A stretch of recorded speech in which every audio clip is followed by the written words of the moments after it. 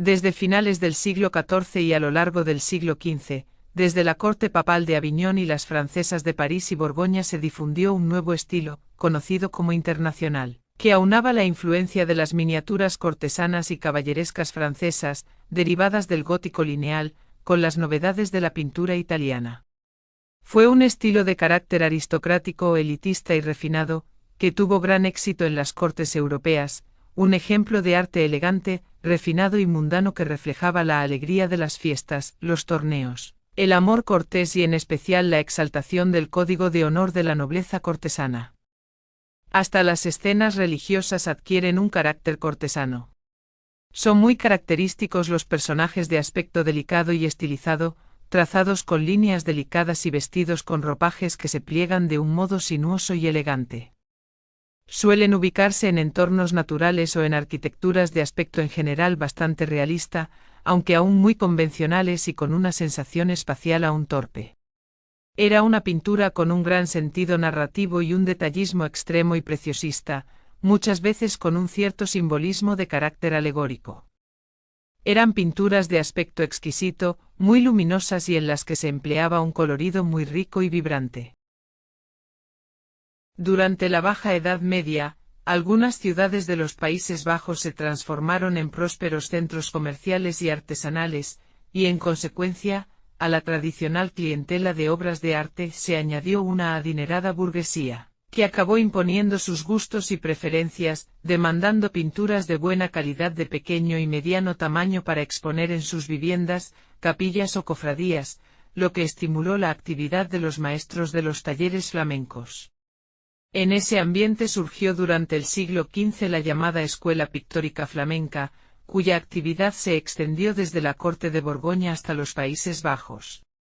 Estos pintores fueron coetáneos de los del primer Renacimiento italiano, aunque a diferencia de estos, no se inspiraron en la antigüedad clásica, ni desarrollaron modelos intelectuales o teóricos, ni tratados de pintura, sino que se aproximaron de un modo intuitivo y empírico a la representación de la realidad. Alcanzaron un enorme realismo, pero en ningún momento pretendieron romper con la tradición gótica, como si pretendieron hacerlo los italianos. De acuerdo con el gusto de los burgueses y cortesanos flamenco-borgoñones, la pintura se interesó por reflejar su contexto próximo, la realidad, lo concreto, lo cotidiano e incluso el retrato. De ahí que una de sus principales características fue el realismo. Algunos de los tipos más demandados fueron los dípticos, trípticos y polípticos, tablas de varias piezas en el que los laterales servían de portezuelas, y se decoraban exteriormente mediante grisallas, simulando ser esculturas. El soporte fundamental era la madera, a la que se empezó a aplicar la técnica del óleo, perfeccionada en el siglo XV por los hermanos Van Eyck, disolviendo los pigmentos en aceite de linaza y nuez. Esta técnica proporcionaba colores más brillantes, facilitaba aplicar la pintura en capas muy finas, llamadas veladuras, y también realizar retoques.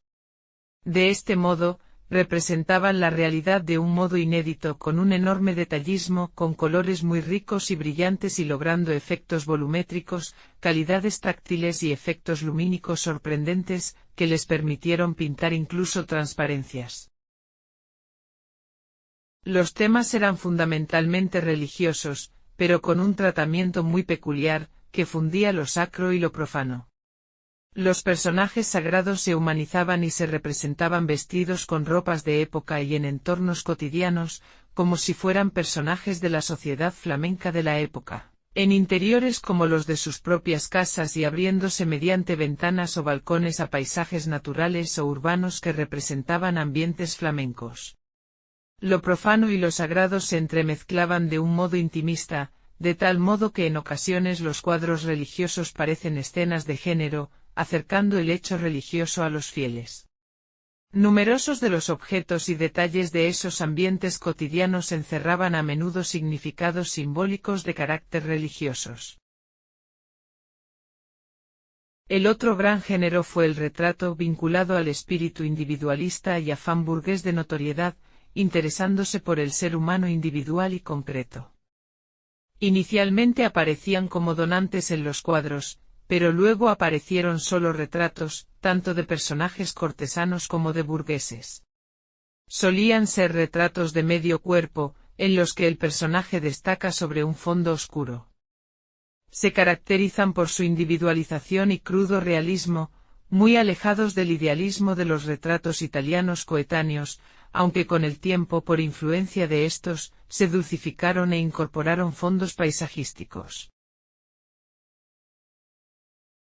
El rasgo fundamental de esta pintura es su realismo, interesándose de modo especial en la representación del volumen, lo que consiguieron a través de la técnica del óleo. Estudiaron minuciosamente los efectos de la luz mediante el claroscuro y lograron graduaciones tonales de aspecto muy veraz. Sus figuras solían ser robustas y recubiertas con ropas ampulosas y pliegues quebrados, que acentuaban la sensación volumétrica. También se interesaron de modo especial por la representación de la sensación espacial, logrando efectos de profundidad enormemente naturalista, aunque de un modo intuitivo. Empleaban una especie de perspectiva con varios puntos de fuga simultáneos en vez del punto de fuga único de la perspectiva científica de los pintores italianos.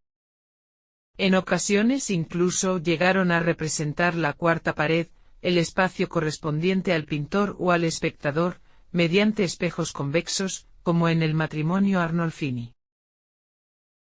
En su pintura incorporaron paisajes convencionales, aunque inspirados en su realidad próxima, representados a veces a través de ventanas o balcones. En los mismos incorporaron de modo intuitivo ciertos efectos atmosféricos bastante creíbles, empleando colores azulados con la distancia.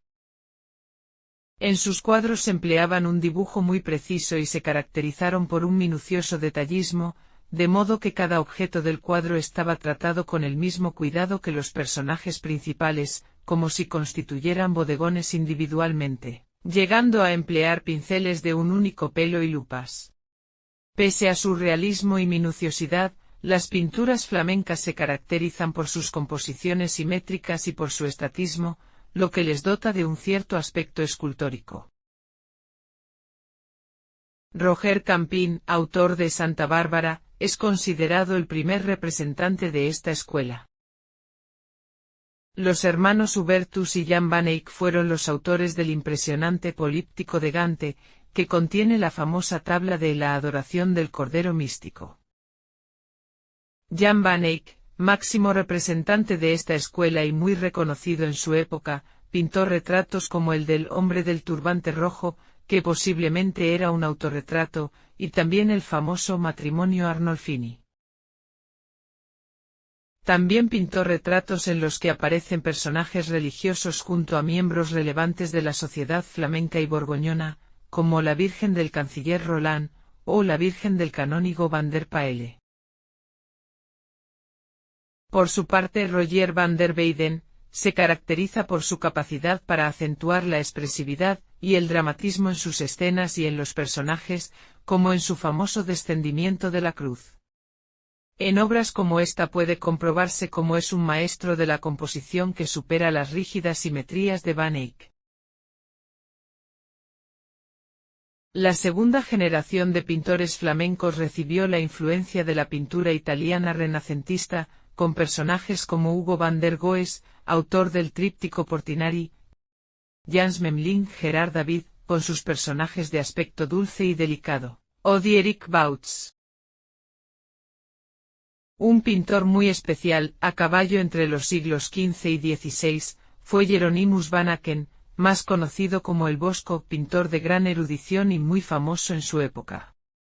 En sus cuadros aparecen personajes de aspecto sorprendente, herederos de la tradición de los bestiarios y marginalia medievales, con una intención moralizante, denunciando los vicios y pecados de la sociedad de su época y mostrando las penas del infierno, que aparece como el ineludible futuro de una humanidad dedicada al pecado. Son especialmente conocidas sus obras La Mesa de los Pecados Capitales y el impresionante tríptico conocido como El Jardín de las Delicias, en el que tras la creación de Adán y Eva, en su tabla central, la humanidad disfruta de los placeres de la carne, mientras que en su tabla derecha muestra el destino final de la humanidad en un alucinatorio infierno que combina el fuego, el hielo y tormentos vinculados a los instrumentos musicales, diversiones.